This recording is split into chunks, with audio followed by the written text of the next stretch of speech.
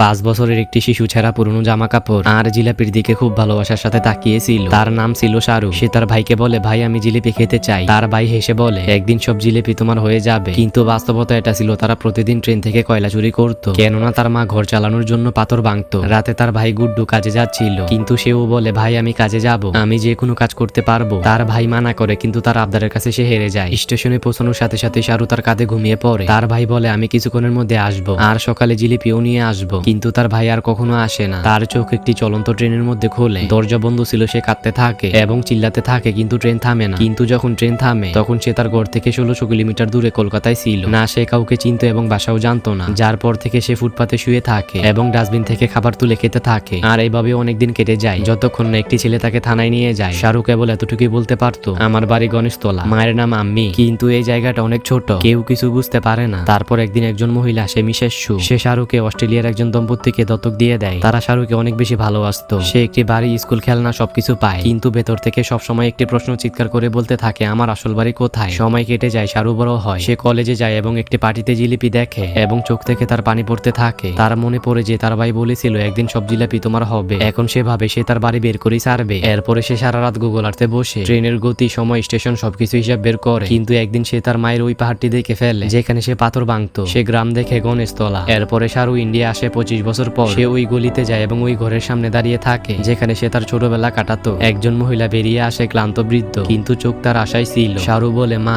এবং মা তাকে এমন ভাবে জড়িয়ে ধরে যেন সে তার জীবন ফিরে পেয়েছে। সে জানতে পারে যে তার আসল নাম শিরু, যার অর্থ সিংহ। কিন্তু সেই দিন মা কেবল তার ছেলেকেই পায় না, সে 25 বছর আশাকে ফিরে পায়। এরপরে সে জানতে পারে যে তার ভাই ওই রাতে ট্রেন অ্যাক্সিডেন্টে মারা গিয়েছিল, কিন্তু সে আজও তার ভাই এবং পরিবারকে আগের মতোই ভালোবাসে।